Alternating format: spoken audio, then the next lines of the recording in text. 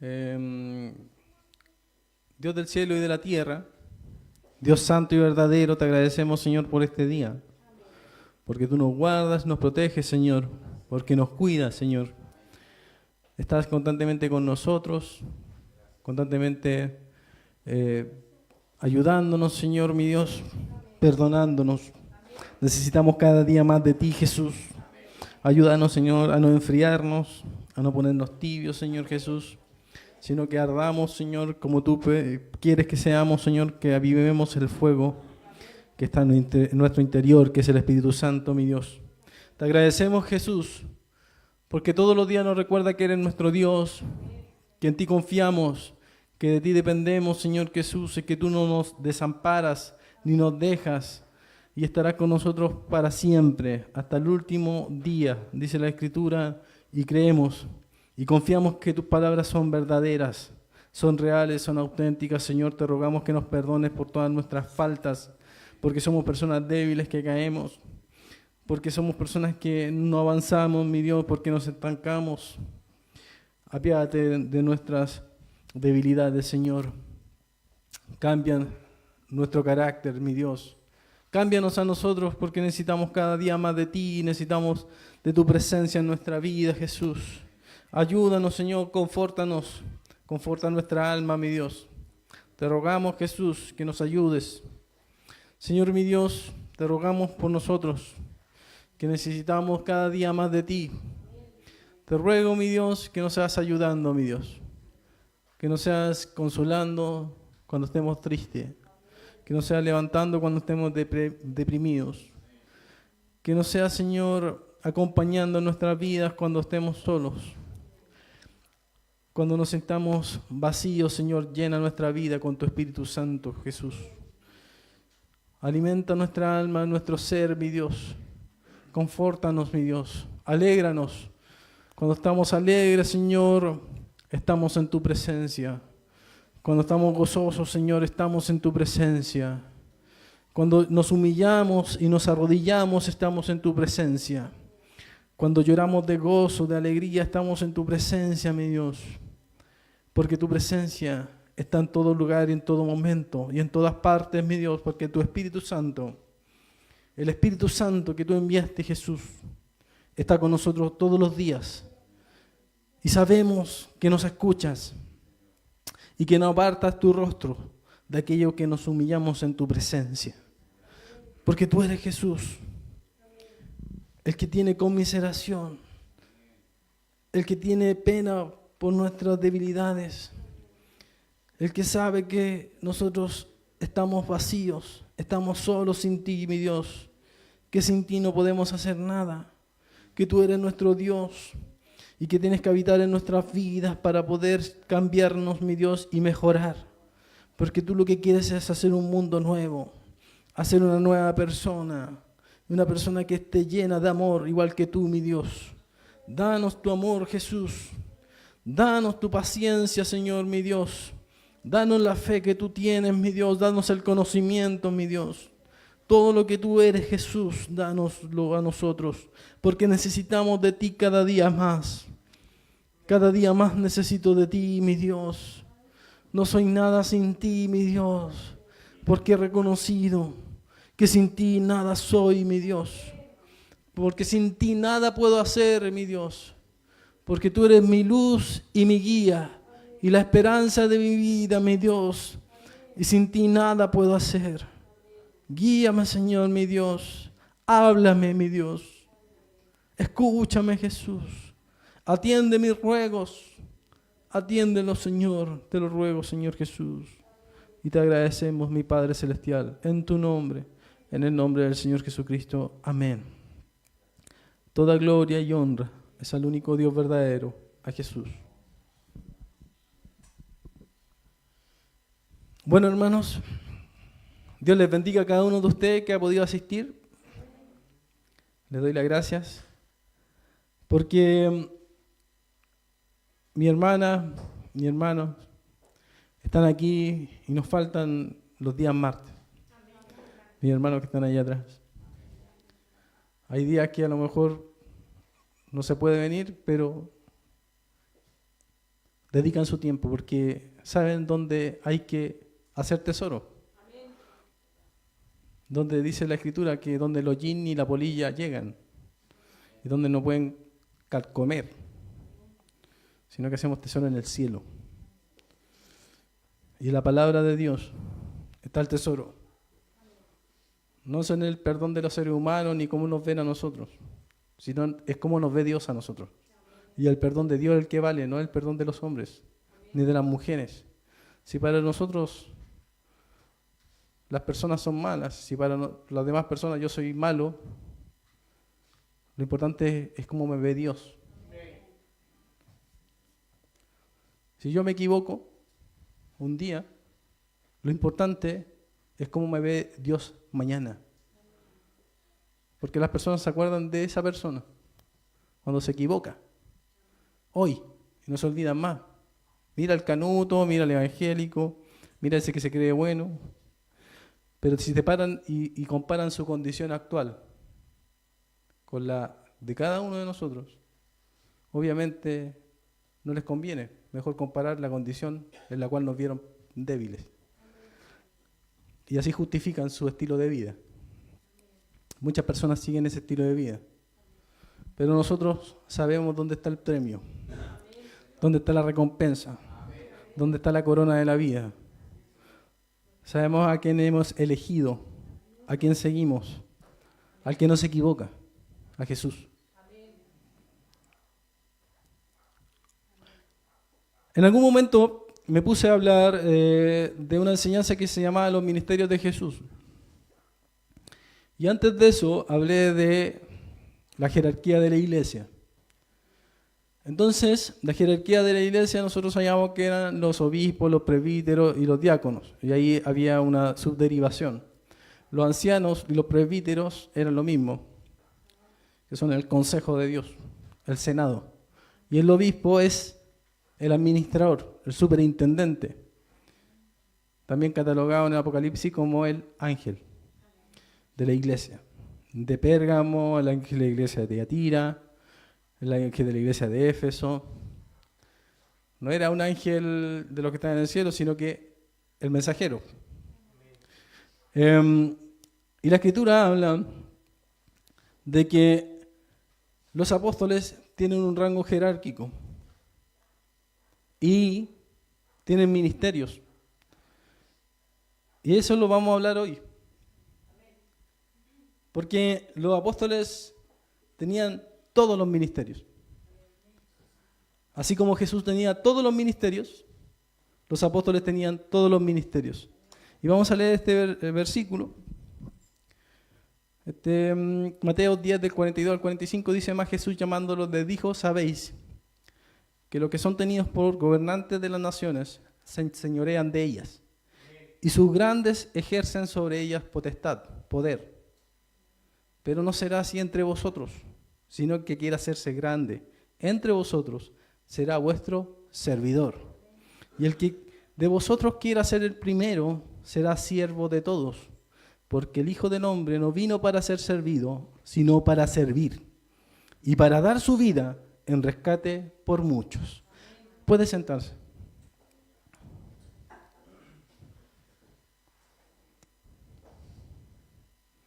Y rápidamente, la Escritura nos enseña que el servidor es el diácono. Y cuando Pablo dice, el cual asimismo nos hizo ministros de un nuevo pacto, competentes de un nuevo pacto, es la palabra diácono. Que la palabra diácono significa servidor, siervo. Y vemos que la jerarquía de la iglesia está establecida de esta forma. Los obispos, el presbítero, los diáconos y la diaconisa. Los diáconos se subdividen en dos tipos de diáconos, que son mayores y menores, que tienen un servicio menor, que los obreros del altar, ¿cierto? Y otros diáconos, que son los ministros, que tienen los ministerios principales.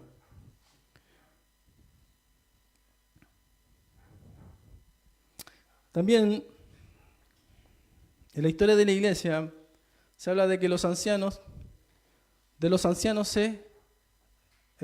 salía un obispo. Y el obispo era el supervisor y el administrador de los ancianos, dentro del grupo de ancianos.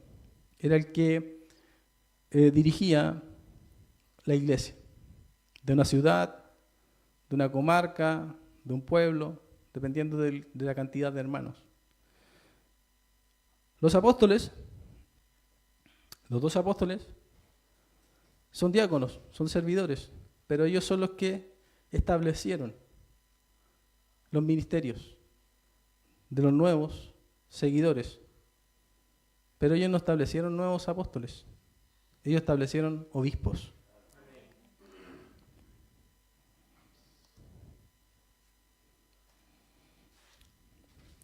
Ignacio, en la carta a los australianos, nos dice de respetar también a los diáconos como a Jesucristo. ¿Por qué? Porque Jesucristo también dijo que era diácono. Porque Él venía a servir y no a ser servido. El que quiera ser grande tiene que ser más pequeño. Tiene que ser el menor. El que quiera ser el primero tiene que ser el último. Los últimos serán los primeros.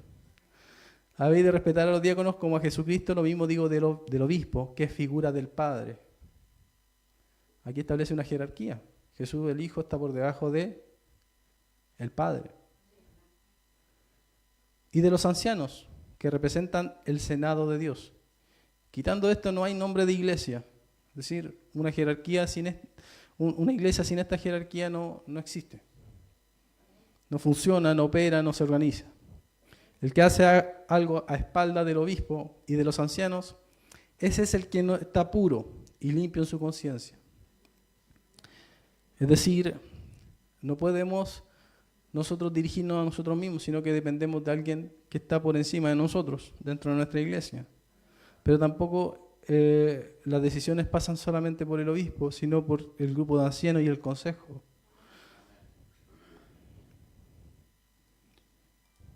Y aquí hay un versículo que dice, él mismo constituyó a unos apóstoles, a otros profetas, a otros evangelistas, a otros pastores y maestros.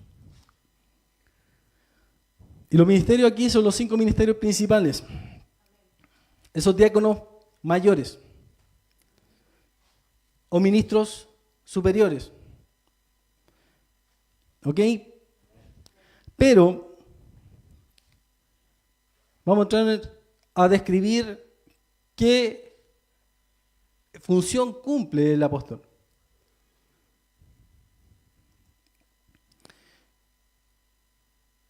La Didache dice, elegidos obispos y diáconos dignos del Señor, hombres mansos, no amantes del dinero, sinceros y probados, porque también ellos os sirven a vosotros en el ministerio de los profetas y maestros. Entonces, el obispo y diácono es un cargo. ¿Ok? Y un obispo o un diácono puede ejercer un ministerio, que es un servicio. Que es un servicio, es servir a la gente. Es decir, yo como maestro tengo que enseñar. Si yo me digo maestro y no enseño, no soy maestro. Si yo me digo pastor y no tengo oveja, no soy pastor. Si yo me digo evangelista y no predico a la gente que es inconversa, no soy evangelista, tengo un título, pero no un ministerio, porque el ministerio se ejerce. Usted puede tener todos los títulos que quiera, pero cuando empiece a trabajar en ellos, va a ser un servidor, es decir, va a ser un ministro. No los despreciéis, ya que tienen entre vosotros el mismo honor que los profetas y maestros. La jerarquía de la iglesia es fácil de entender, pero compleja para la gente actual, porque no se ha preocupado de leer la historia cristiana. ¿Por qué no se ha preocupado de leer la historia cristiana? Porque actualmente los pastores, los apóstoles que aparecen ahora, los profetas y todo ello, son mucho más inteligentes que los mismos apóstoles que fundó Cristo, que los mismos obispos que aparecieron en el siglo II y en el siglo III. Saben mucho más. De hecho, deberíamos despreciar la historia y la misma Biblia y empezarnos a escuchar a ellos. ¿Por qué? Porque ellos tienen la revelación actual. La revelación actual para ellos es mucho más importante que esta revelación. Es un error pensar que el cristianismo primitivo se llama cristianismo primitivo al del siglo I, siglo II, siglo III. Que automáticamente apenas se murió el último apóstol o apenas se murieron algunos de los apóstoles, automáticamente la iglesia se pervirtió. ¿De dónde viene esa enseñanza? Viene de la iglesia adventista, viene de la iglesia de los testigos de Jehová, viene de la iglesia mormona. Y como los pastores y los apóstoles y estos profetas actuales son tan pillos, le hacen caso a ellos. Son esas revelaciones, cuando dice yo tuve una revelación que no tenían que escucharlo a ellos, sino a mí, porque ellos no tenían toda la revelación, es porque escucharon otras revelaciones que venían de esos tipos de congregaciones, de esos tipos de denominaciones, de los mormones, de los adventistas, de los más pillos, de los más inteligentes. Ellos sí escuchan y después vienen con la buena noticia, la nueva noticia, que no es la nueva noticia de Jesús. ¿Usted sabe qué significa evangelio? La buena noticia. Entonces ellos vienen con otra noticia. Viene con otras buenas nuevas. Yo tengo ahora las buenas nuevas, que ahora hay que escuchar lo que decían los adventistas y todos los demás. Pero no son que lo hayan dicho ellos, sino que es lo que yo creo también, en mi revelación personal. Usted sabe que ninguna de las cosas que nosotros creemos, viene de nuestra propia imaginación. Todo lo que creemos es porque hemos sido educados en ellas. Dice Salomón, no hay nada nuevo bajo el sol. Todo lo que creemos, todo lo que sentimos y pensamos, viene de algún lugar. No es que de nosotros haya nacido. ¿Sabe qué significa creación? Creación significa ex nihilo, que significa crear de la nada. Dios, Jesús, cuando creó el universo, no tenía ningún referente para crear el universo. A él se le ocurrió de la nada. No es que no tuviera nada para crear, sino que de dónde vino el universo proviene de Dios. Nosotros, los seres humanos, copiamos, imitamos y creamos imitando cosas. Inventamos, como dice mi hermano Daniel, imitando cosas. ¿De dónde salieron los aviones? De los pájaros.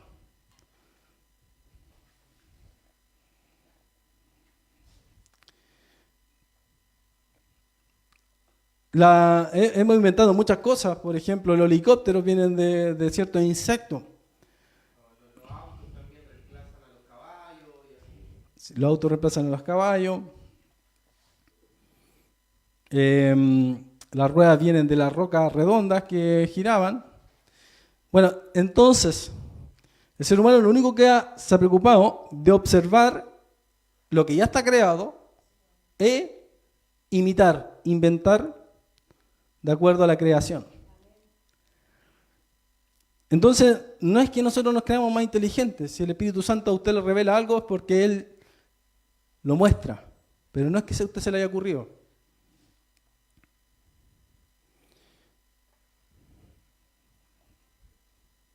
Apóstol significa enviado para dar a conocer el Evangelio. Eso significa apóstol. Enviado a fin de dar a conocer el ministerio de Cristo, dice Efesios 7:9. Un apóstol es un enviado de dar a conocer ¿qué? El misterio. Y el misterio es la verdad que se desconocía. La verdad oculta, esa verdad que nadie conocía, de que había un Mesías. ¿Y qué era ese Mesías? ¿Qué era la verdad? Los judíos sabían que había un Mesías, pero ¿qué era esa verdad que también tenían que descubrir los judíos y nosotros? Que ese Mesías era Dios mismo manifestado en carne. La palabra de apóstol en hebreo es shaliach. Y shaliach es el término hebreo que significa emisario o agente enviado legal. Legislativo. Y legal incluye aquella ley. Hay una ley, hay un documento legal que establece la autoridad del emisario. Y aquí hay un problema para los apóstoles actuales, porque ellos legalmente ¿De dónde tienen el documento legal para comprobar que son emisarios? El documento legal de los apóstoles es el Nuevo Testamento. ¿Cuál es el documento legal de ustedes, apóstoles de ahora?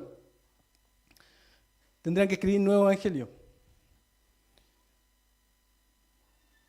El Chaliá tenía la capacidad legal de realizar cualquier acto en lugar del emisario, como si fuera este mismo en plenos poderes.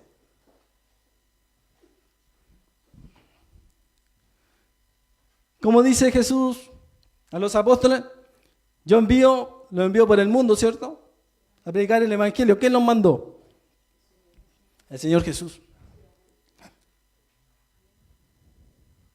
Y el emisario envió a un agente, y ese agente es el apóstol, el Chaliá.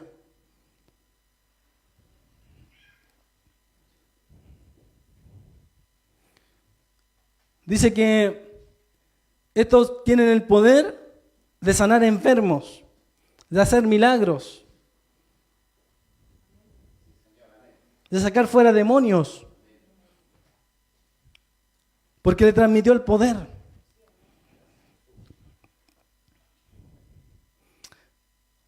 Jesús dice, el que reciba en mi nombre a un niño como este, me recibe a mí.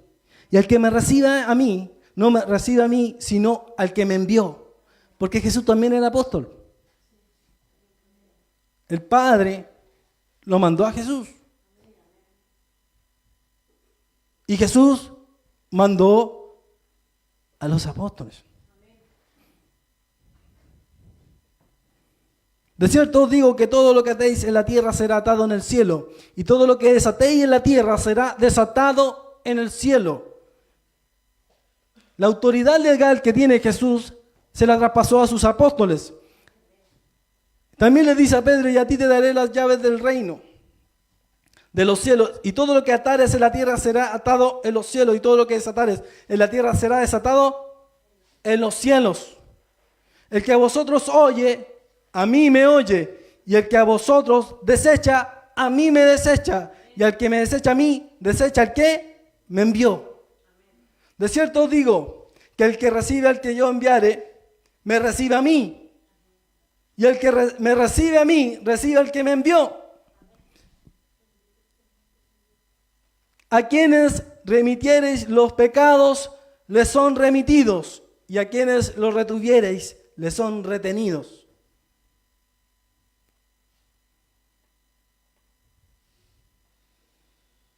Y Jesús, es tan fácil de entender que Jesús personalmente, en persona, envió a todos sus apóstoles.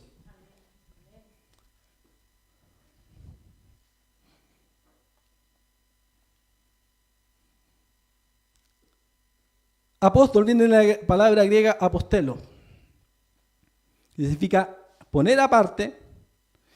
Usted sabe que Pablo dijo que Dios lo había puesto aparte, o lo había elegido. ¿Desde dónde? Desde el vientre de su madre.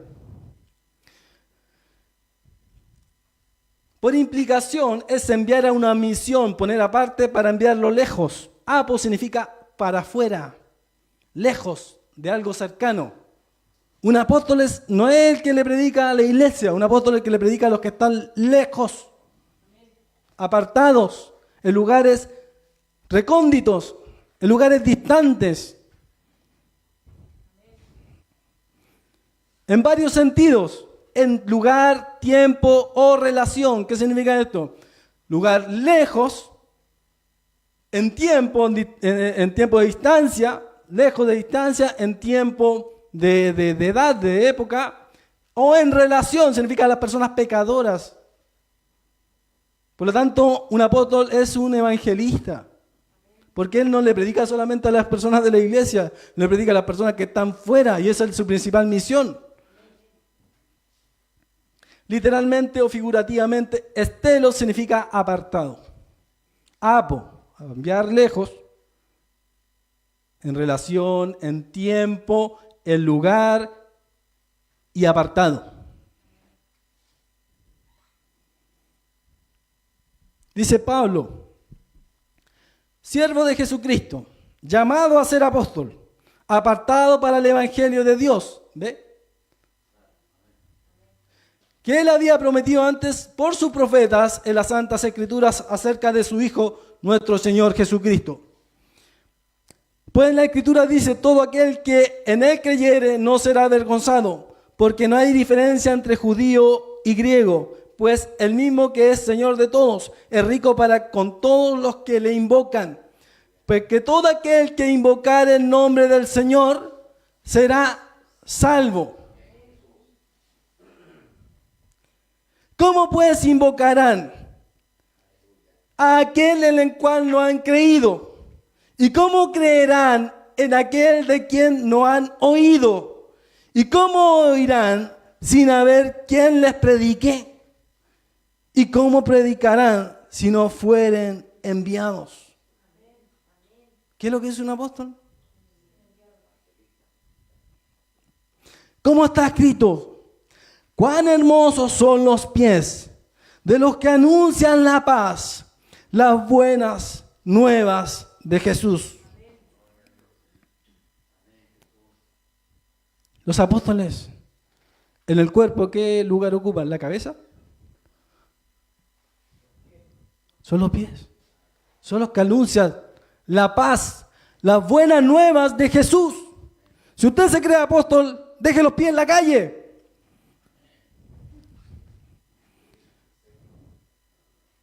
Porque hay muchas personas que no han creído. No solamente no han oído, que no han creído y necesitan que tú les prediques. Si tú eres apóstol, tienes el poder de convencer a la gente.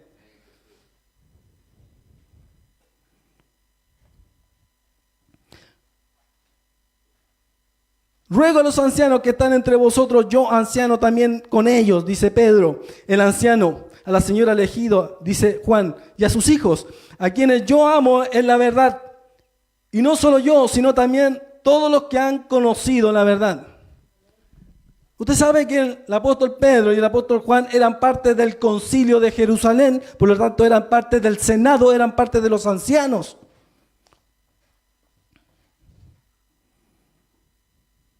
Estaban dentro de una jerarquía, pero eran apóstoles, eran diáconos. Su ministerio era apóstol, su cargo era consejero, presbítero, anciano.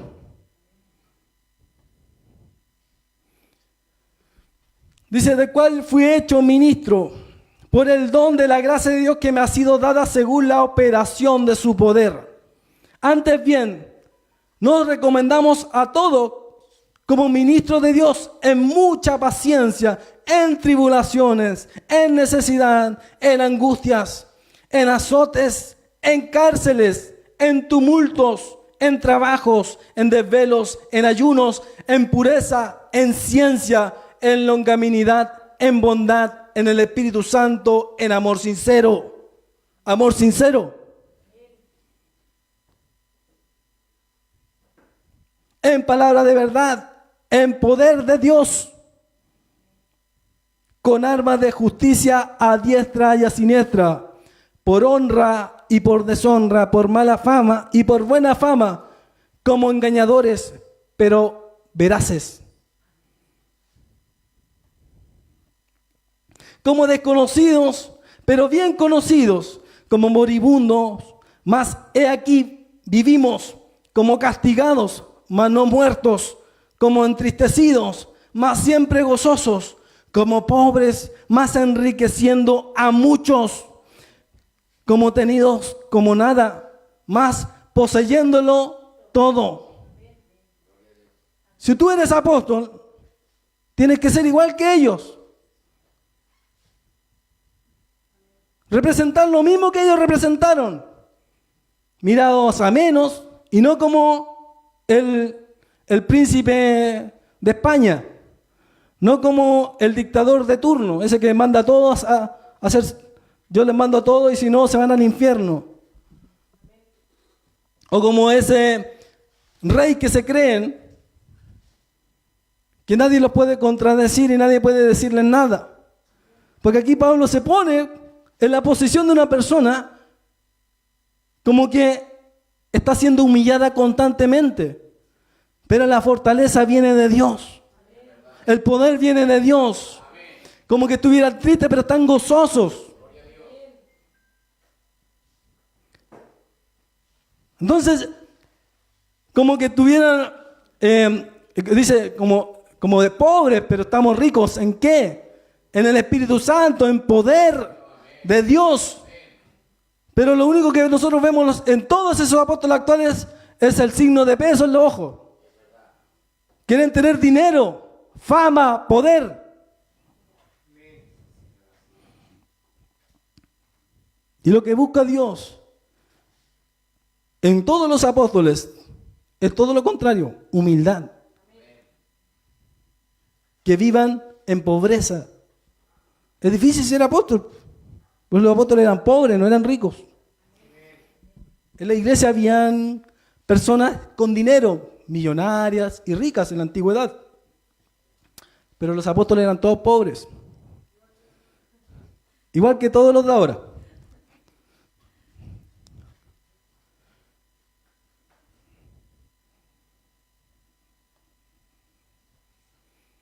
Y él me dijo, es necesario que profetices otra vez sobre muchos pueblos, naciones, lenguas y reyes.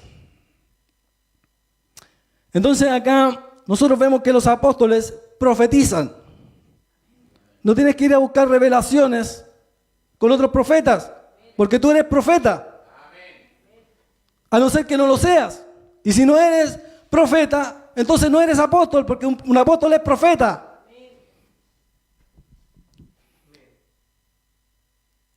Pero ¿por qué me dice que es profeta si son apóstoles? Porque el ministerio de apóstoles está sobre el profeta. Por lo tanto, a un apóstol no se le dice profeta a no ser que esté profetizando, pero cuando implica en el ministerio de profeta, que es profeta solamente, pero en el ministerio de apóstol, que es profeta, porque profetiza.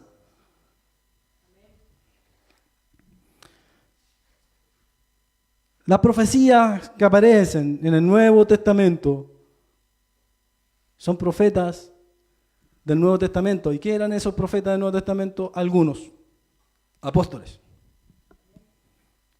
En épocas anteriores ese plan, dice Pablo, ese plan secreto no se dio a conocer a la gente. Pero ahora Dios, por medio del Espíritu Santo, los ha mostrado a los santos apóstoles y profetas. Dios reveló. ¿Cómo revela Dios a los profetas? A través del Espíritu Santo. ¿Pero le revela solamente a los profetas o le revela también a los apóstoles? A los apóstoles. ¿Y qué son los apóstoles? Profetas.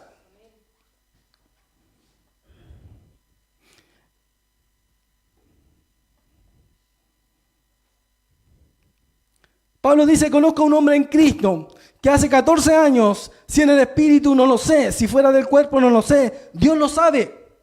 Fue arrebatado hasta el tercer cielo y conozco a tal hombre.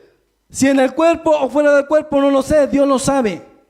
Que fue arrebatado al paraíso donde oyó palabras inefables que no le he dado al hombre expresar. Y para que la grandeza de las revelaciones no me exaltasen desmedidamente, dice Pablo, ¿quién era ese hombre? Pablo mismo. Y él fue al cielo. Estuvo con Jesús. ¿Por qué? Porque era profeta. Juan, el Apocalipsis es completamente profecía. Era profeta. Pedro hablaba de los últimos tiempos. Hablaba de que Dios vendría. Santiago hablaba de que Dios vendría. El obispo Santiago también era profeta.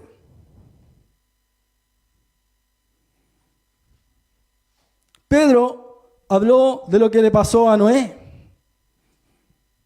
Jesús era profeta, ¿cierto? Los apóstoles también eran profetas.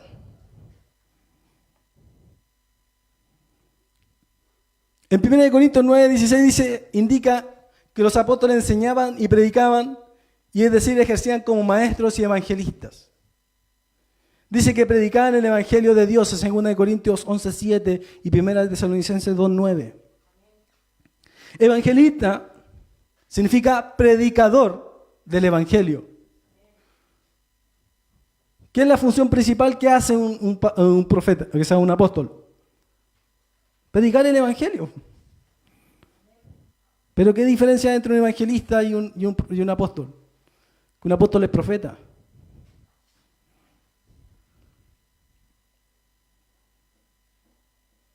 El ministerio de apóstol encierra ser evangelista. Predicar, anunciar el evangelio a los que están lejos, a los de afuera. Ese es el papel del evangelista. Los evangelistas tenían la función de predicar el evangelio a los que están fuera. Y hay dos funciones de evangelista. La función de predicar el evangelio a los que están fuera, a los que no creen o a los que no conocen. A los pequeños y a los grandes, a los viejos, a los ancianos. En diferentes países, en diferentes lugares, ok, eso. Y es lo mismo que hacen los apóstoles. Los evangelistas hacen lo mismo que los apóstoles. En ese ministerio. Pero los apóstoles tienen otro ministerio. Adicional, que es ser profeta y haber sido escogidos por Jesús.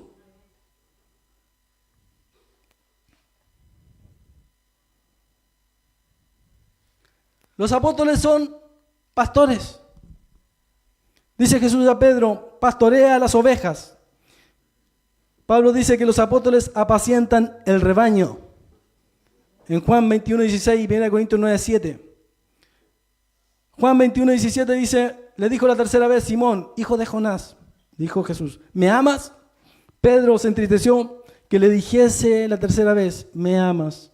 Y le respondió, Señor, tú lo sabes todo, tú sabes que te amo. Y Jesús le dijo, apacienta mis ovejas. ¿Sabe cuál es la función del pastor? Apacentar el rebaño, apacentar la grey. ¿O quién apacentará el rebaño y no toma de la leche del rebaño? Dice Pablo. Y ahí está hablando de los pastores o apóstoles. Apóstoles. Porque los apóstoles establecían iglesias. Predicaban. Una vez que predicaban, convertían a esas personas, establecían iglesias en las casas de las personas. O en lugares que estuvieran abandonados como templos abandonados y establecían iglesias. Una vez establecían la iglesia, los formaban. Levantaban pastores, obispos y ministerios para que ocurrieran servicios dentro de la iglesia, para que se ejercieran los servicios importantes dentro de la iglesia. Entonces pastoreaban. Y después cuando ya tenían a todos los hermanos levantados y con diferentes posiciones o puestos dentro de la iglesia o cargos dentro de la iglesia, iban a levantar otra iglesia. Por lo tanto, los apóstoles evangelizaban, pastoreaban cuando correspondía. Dice Pablo, Dios me nombró apóstol y maestro para anunciar las buenas noticias. Para esto fui constituido predicador y apóstol, digo verdad en Cristo, no miento, y maestro de los gentiles en fe y en verdad. Un apóstol es maestro. La palabra aquí en griego es didaskalos. Entonces, el apóstol era maestro, era pastor, era evangelista, era profeta y también, por implicancia, apóstol. Y los apóstoles tenían todos los dones. Interpretaban lenguas, hablaban lenguas, profetizaban, tenían don de fe, don de sanidad, don de milagros. Dice Pablo, yo no solamente le he predicado por palabras, sino con poder de Dios, de hacer señales, de hacer prodigios. ¿Tú puedes hacer prodigios? No puedes, no tienes todos los dones. Porque no eres apóstol. Los apóstoles tienen todo.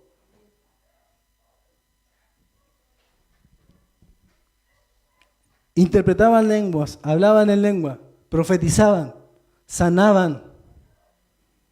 Tenemos la Escritura, de hecho los apóstoles, llenos de milagros, llenos de revelaciones, de profecías reveladas.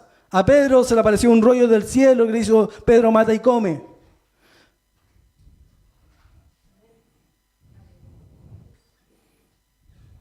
Eso no quiere decir que los demás ministerios no tengan poder de hacer cosas, pero el apóstol tenía todos los ministerios y todos los dones.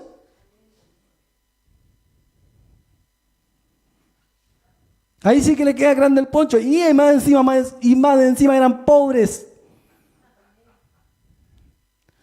Porque ellos no hacían riqueza en la tierra, sino ¿a dónde? Donde los jeans y la polilla llegan. Donde se pueden corroer y corromper ahí ese material. El oro, la plata.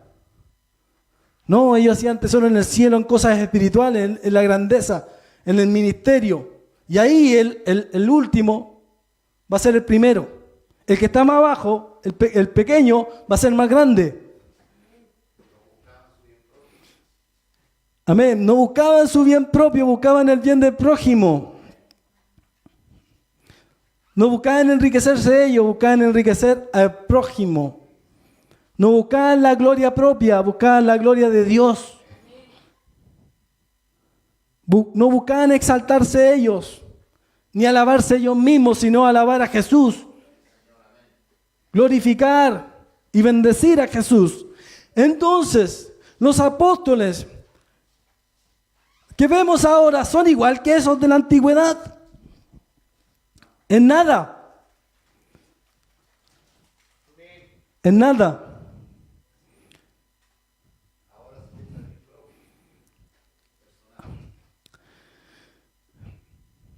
Alguien que quiera ser apóstol no puede buscar riquezas personales. Ninguno de los apóstoles fue rico ni millonario. Ahora, si quiere ser un hermano que tenga dinero, no puede ser apóstol, porque se contraponen. Nadie puede servir a dos señores. O amará a uno, aborrecerá al otro. ¿Usted se acuerda que cuando el Señor Jesús hablaba de esas cosas, estaba con sus apóstoles al lado?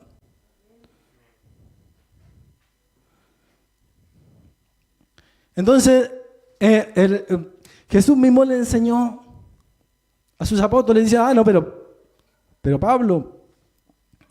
Pablo dice que Jesús mismo 3 años le estuvo enseñando su evangelio. No fue un ángel, fue Jesús. No fue constituido por hombre, ni para hombres, sino por Dios, dice Pablo. Dice que también es el último apóstol. Y yo, como un abortivo, como nacido fuera de tiempo, que no merezco ser llamado apóstol. Entonces, en esa frase, si tú quieres ser apóstol, tendrías que tacharla o reinterpretarla, dándole un contexto teológico o escatológico distinto, profético distinto, interpretativo distinto. Pero ahí Pablo habla de que él, al final, al último de todos, lo constituyó a él apóstol.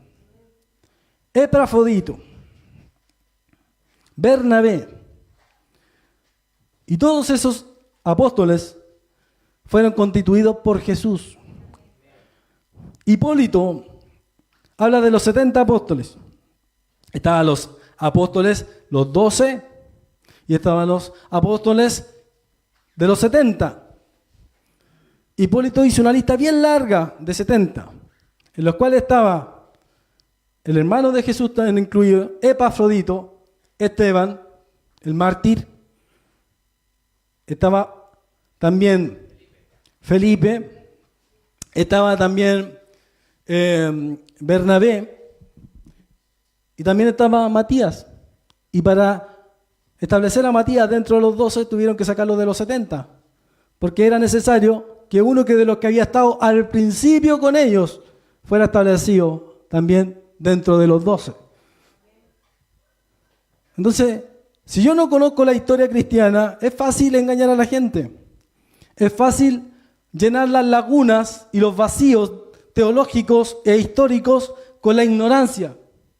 Pero si yo estudio la Biblia y estudio la historia cristiana, me voy a dar cuenta que los apóstoles nunca establecieron otros apóstoles. Porque nunca dice la Escritura que el apóstol Pedro, ni el apóstol Juan, ni el apóstol Pablo dijeron a Epafrodito o a Bernabé: yo te nombro apóstol. No aparece eso en la Escritura. Esa es la interpretación deductiva de muchos creyentes actuales que dicen: Epafrodito aparece como apóstol. ¿Pero quién lo nombró? Está dentro de los primeros seguidores de Cristo. Que no se haya nombrado nunca en el Evangelio no quiere decir que no haya sido de los primeros. Porque Jesús mandó a otros 70 o 72 según otras traducciones. Mandó a otros 70 a hacer lo mismo que hacían los primeros 12 que mandó. Y entonces Epafrodito estaba dentro de ellos. Bernabé, Matías estaba dentro de ellos.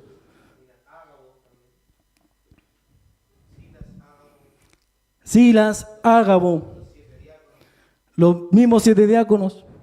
Entonces, vemos que si yo desconozco la historia cristiana, actualmente puedo creer cualquier cosa y dármela del inspirado y decir: yo soy el único apóstol. Y si nosotros ahora aparecieron, después del 2001 empezaron a aparecer un montón de apóstoles, y si usted se pone a escucharlo a cada uno de ellos, todos tienen diferentes creencias. La diferencia es que estos todos creían en lo mismo. Todos interpretaban lo mismo. Y estos no, pues cada uno entiende y cree lo mismo, que cada uno, que ellos se contradicen entre ellos. Y cada uno es el especial. Cada uno es el que Dios lo designó. Y tratan de demostrarlo con dinero, con muchos hermanos en la iglesia, tratan de demostrarlo con fama, tratan de demostrarlo de diferentes formas, pero no como a la forma que aparece en la Escritura. Si es la forma que muestra la Escritura, ¿cómo son apóstoles? Tienen que hacer milagros, tienen que hacer sanidades, tienen que hacer prodigios, tienen que hacer señales, tienen que interpretar lenguas, tienen que hablar lenguas. Tienen que ser evangelistas, tienen que ser pastores, tienen que ser maestros, tienen que ser profetas. Y tienen que haber sido enviados por el mismo Jesús. No hay otra cosa.